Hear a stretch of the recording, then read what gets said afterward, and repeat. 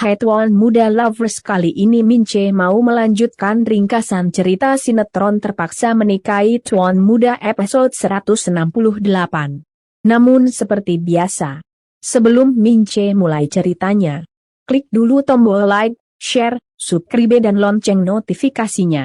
Biar kalian Mince doain selalu sehat, selalu banyak duit dan hutangnya lunas semua. Amin. Sudah kan? Baiklah kalau sudah. Mince mulai ceritanya. Di episode kali ini belum apa-apa Mince udah darah tinggi nih guys. Tuan Muda Abhimana, alias si Babang Gondrong yang kita sayangin selama ini ternyata sudah babak belur dihajar sama si Rendra. Namun Rendra malah tersenyum puas dan bilang, sekarang saatnya kamu menikmati penderitaan sebelum mati, Abhimana. Dan saya jamin ini adalah kematian paling keren tapi juga paling menyakitkan. Babang Gondrong tentu saja kaget dan jadi cemas. Sementara itu Rendra malah cari perkakas buat menghabisi Babang Gondrong. Tak lama Rendra nemuin sebuah tank. Babang Gondrong jadi makin cemas. Sementara Rendra sambil menyeringai seram kembali menghampiri Babang Gondrong dan bilang, sini Abhimana. Kita coba sekuat apa lelaki angkuh dan sombong seperti kamu bisa menahan sakit. Babang Gondrong pun jadi panik dan langsung bangkit sambil kemudian menghajar wajah Rendra dengan kepalanya. Rendra pun jadi oleng. Babang Gondrong lalu gunakan momen itu buat nyari perkakas biar bisa ngelawan Rendra. Namun Rendra keburu bangkit dan langsung menghajar Babang Gondrong pakai kayu balok. Untungnya Babang Gondrong berhasil menghindar dan langsung merebut kayu di tangan Rendra. Pertarungan super edun antara Babang Gondrong dan Rendra pun akhirnya terjadi. Di tempat lainnya, Amanda yang sudah berada di dalam rumahnya mau tidur.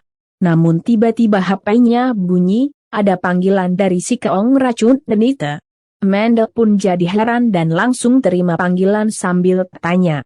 Si Keong Racun itu sambil ngomong bisik-bisik lalu bilang, pasti kamu kan yang culik Abhi? Iya kan? Nuduh-nuduh saya jebak Abhi, padahal kamu sendiri punya rencana jahat. Dasar ular kamu. Amanda tentu saja kaget dan jadi mencemaskan Babang Gondrong. Apa? Abhi diculik?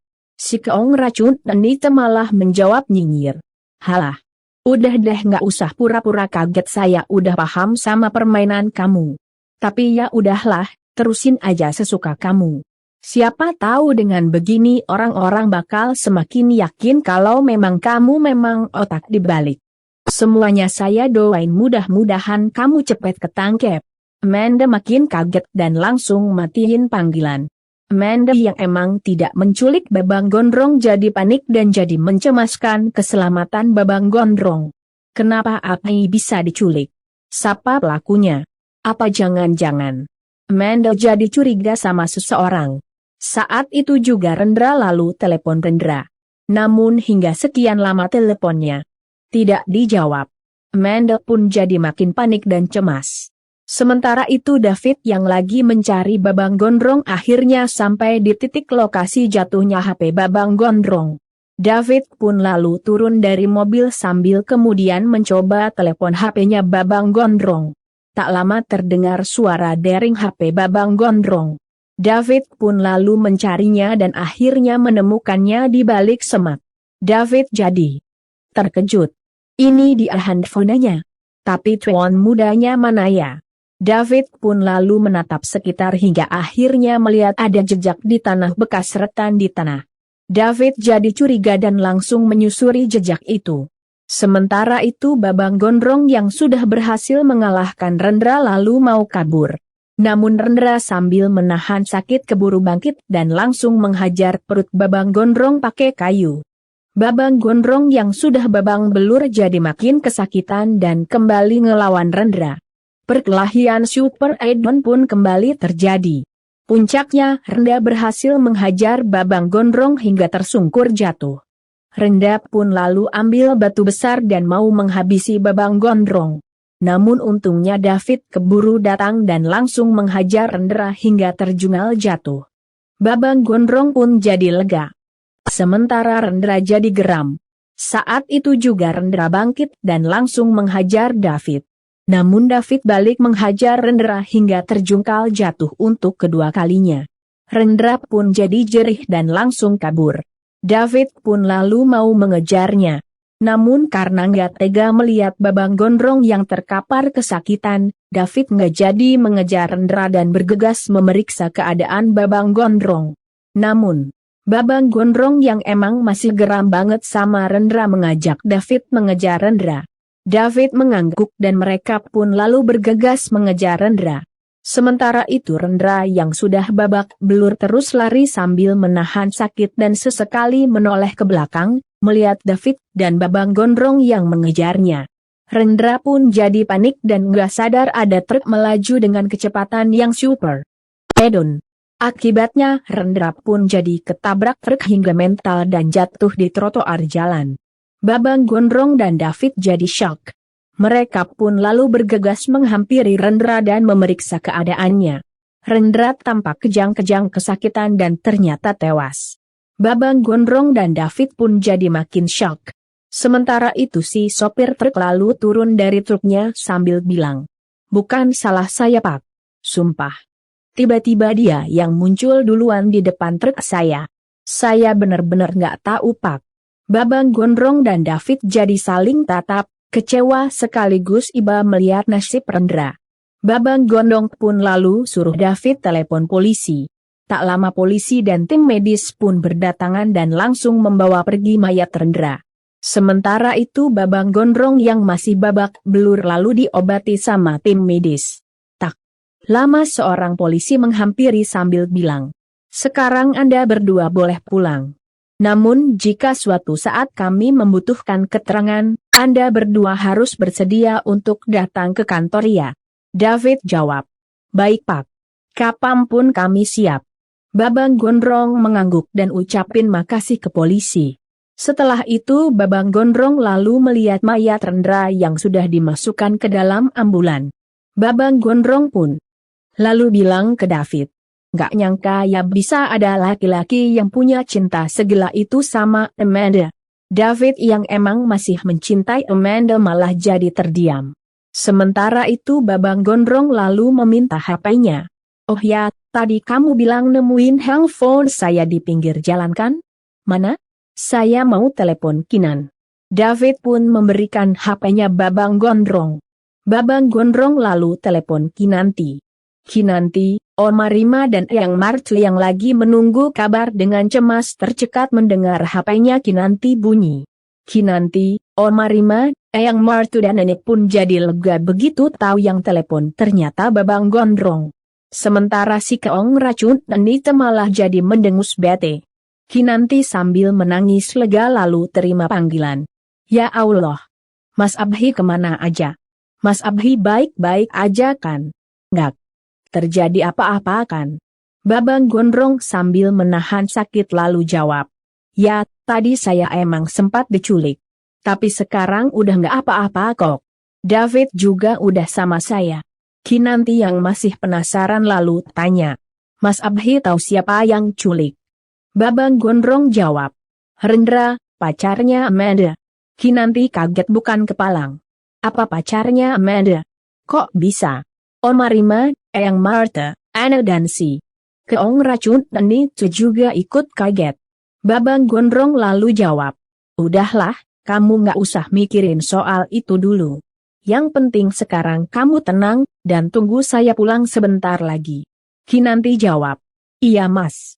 Saya tunggu ya. Hati-hati di jalan." Kinanti pun mengakhiri panggilan sambil kemudian bilang, "Mas Abwi sebentar lagi mau pulang, Eyang, Oma, Eyang Marta, Oma Rima dan Nenek jadi lega." Sementara si Keong Racun lagi-lagi malah mendengus kesal. Sementara itu polisi yang sudah sampai di rumah sakit lagi mengurus jenazah Rendra. Tak lama polisi lainnya datang dan lapor ke komandannya. Ternyata dia sebatang kera, Pak.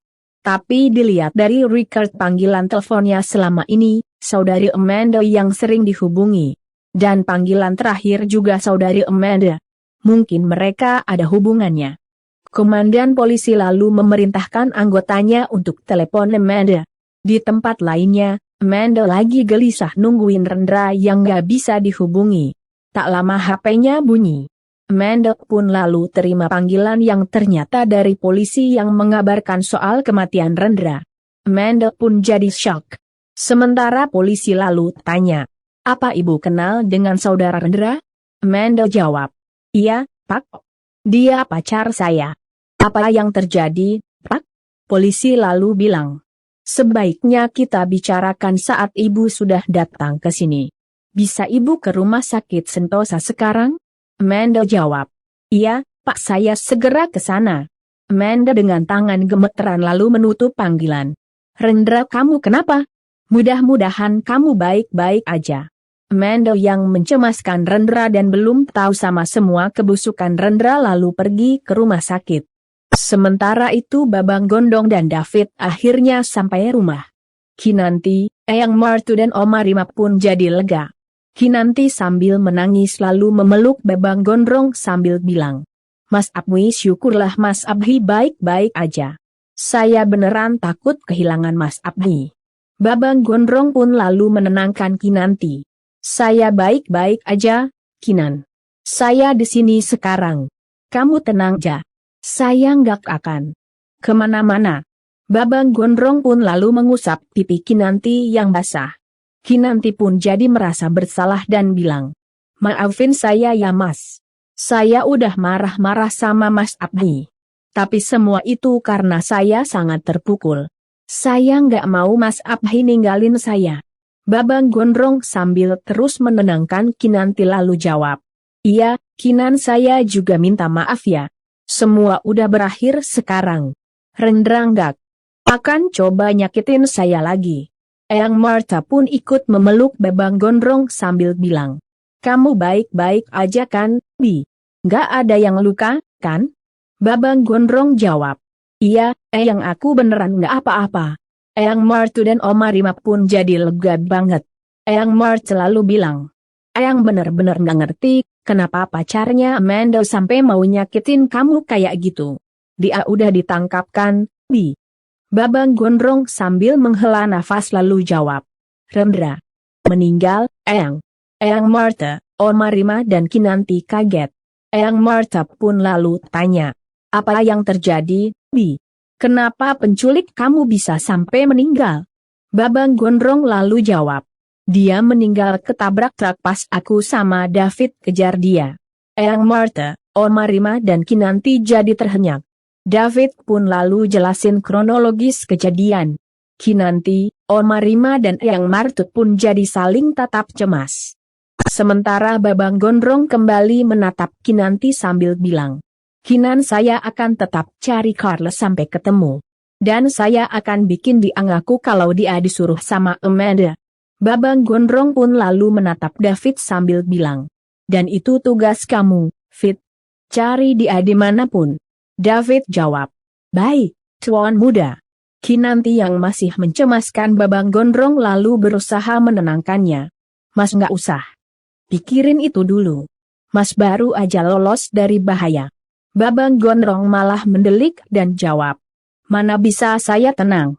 Ini semua harus jelas. Dan saya bakalan ungkap semua. Kamu aja sampai sempat salah sangka, ngira saya selingkuh sama wanita itu. Saya nggak bisa biarin ini gitu aja. Kalau emang semua ini direncanakan, saya bakalan bikin perhitungan. Gila aja, Rendra sampai coba nyulik saya gara-gara saya nuduh Amanda. Saya bakal buktikan kalau Amanda yang salah." Sementara itu Amanda yang sudah sampai rumah sakit dibawa ke ruang jenazah sama polisi. Polisi lalu jelasin ke Amanda, "Kami berusaha menghubungi keluarganya, Bu. Tapi sepertinya saudara Rendra tidak punya sanak saudara. Makanya kami hubungi Ibu." Amanda yang emang masih syok tidak menjawab dan langsung membuka kain penutup jenazah. Amanda pun jadi menangis histeris dan langsung memeluk jenazah Rendra sambil bilang, Ini nggak mungkin. Rendra, bangun. Kenapa kamu seperti ini? Nggak. Kamu nggak boleh ninggalin aku. Nggak boleh." Polisi pun jadi menatap prihatin.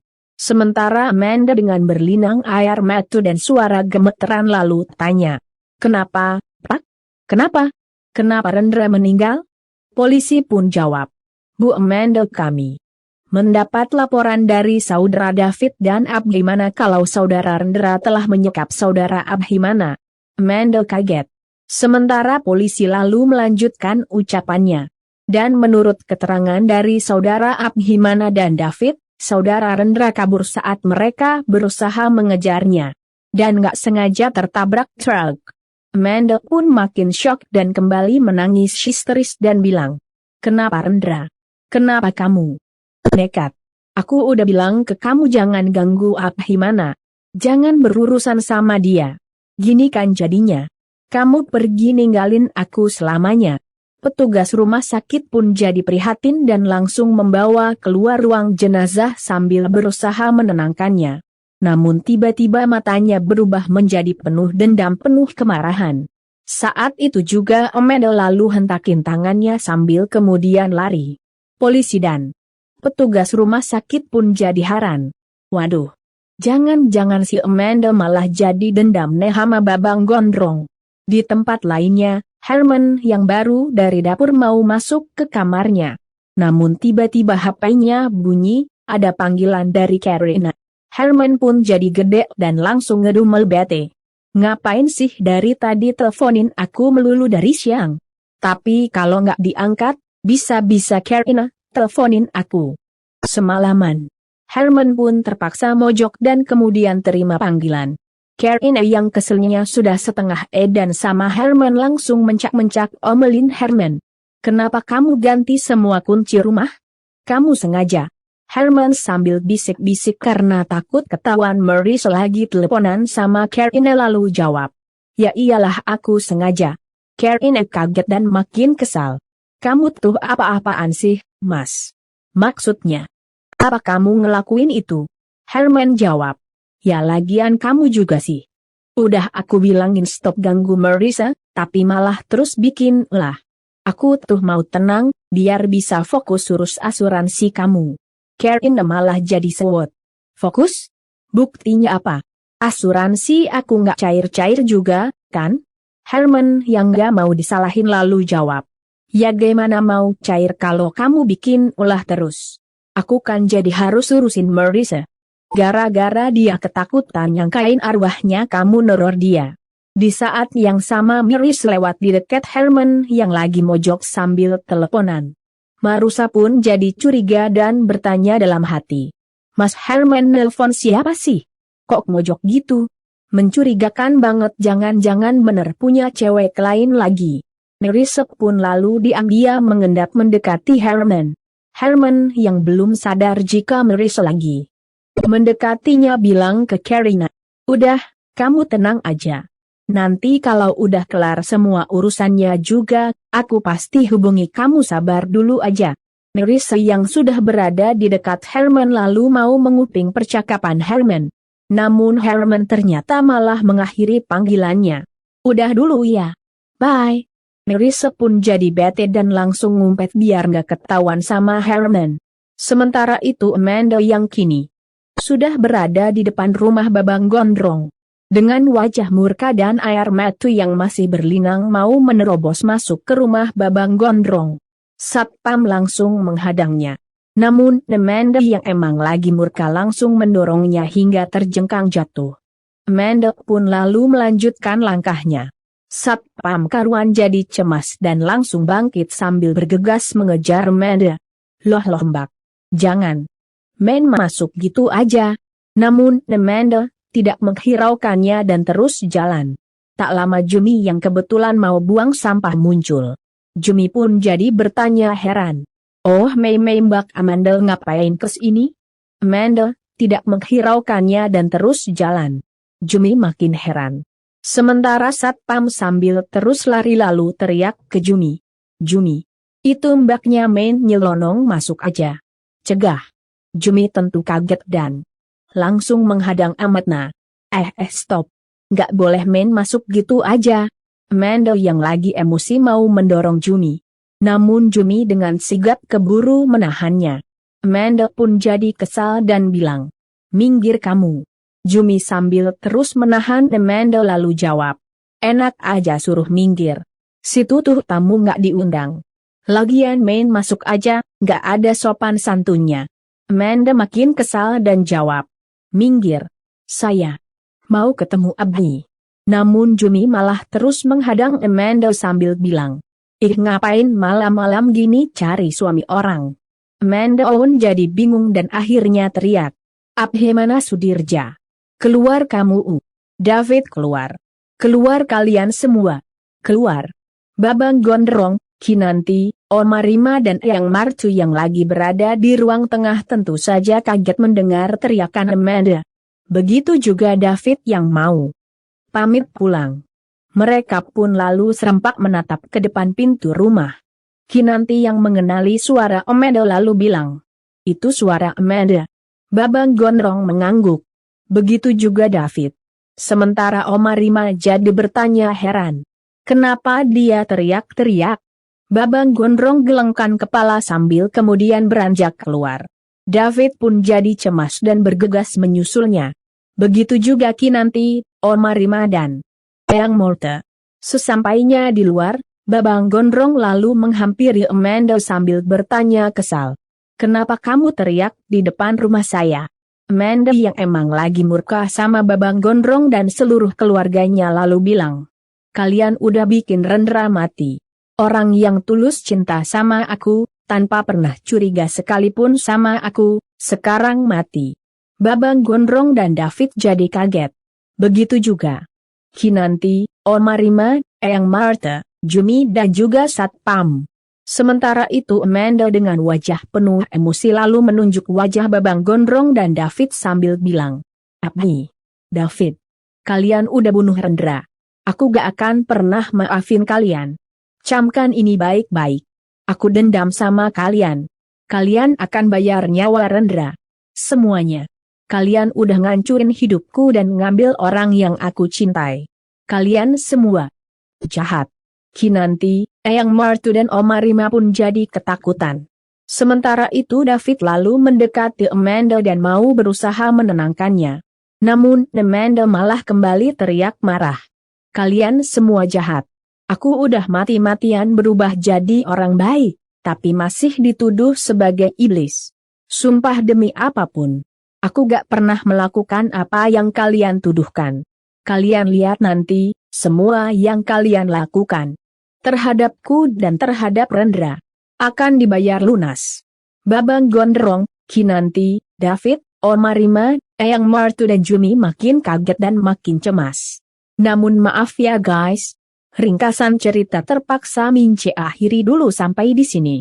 Kira-kira apa yang akan dilakukan Amanda terhadap Abhimana dan seluruh keluarga besarnya? Lalu apa yang akan dilakukan Babang Gondrong yang sampai kini masih menuduh Amanda sebagai orang yang sudah membuat fotonya yang lagi bersama Carla dilihat orang-orang yang menghadiri acara 7 bulanannya Kinanti? Mince tunggu jawabannya di kolom komentar. Dan buat yang baru gabung, sekali lagi Mince ingetin. Jangan lupa klik like, share, subscribe dan lonceng notifikasinya. Biar kalian Mince doain selalu sehat, selalu banyak duit, hutangnya lunas semua dan pastinya nggak akan ketinggalan update cerita sinetron terpaksa menikahi tuan muda.